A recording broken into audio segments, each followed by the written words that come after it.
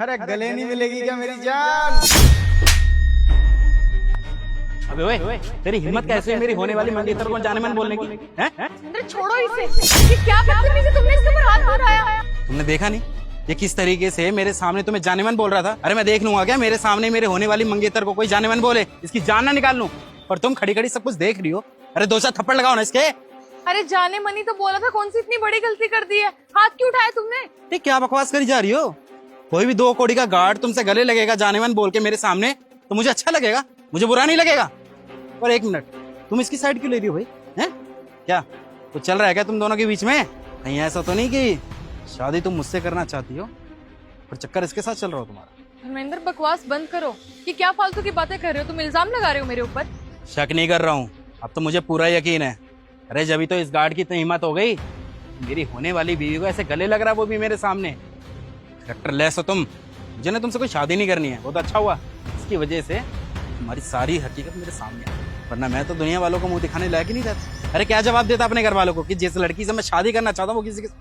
छी यार, शर्म आ रही है मुझे ये सब बोलते हुए। महक, मुझे ना तुमसे ये उम्मीद नहीं थी। धर्मेंद्र अब बहुत ज्यादा हो रहा है। तुम्हें अच्छे से पता है कि पहले हमने एक दूसरे को डेट किया, रिलेशन में, उसके बाद शादी करने का सोचा है हमने, और उसके बावजूद भी तुम मेरे ऊपर इतने घटिया इल्जाम लगा रहे हो, वो भी किसके साथ? एक सिक्योरिटी गार्ड के साथ। और तुम मुझे ये बताओ, तुमने इसके ऊपर हाथ क्यों उठाया है?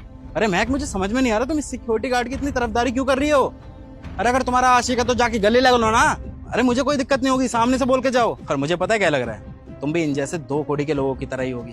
तुम्हारा बाप भी जब इस शहर में आया होगा तो जूते पॉलिश करता होगा। अरे जब ही तो इन जैसे लोगों से हमदर्दी है तुम्हें।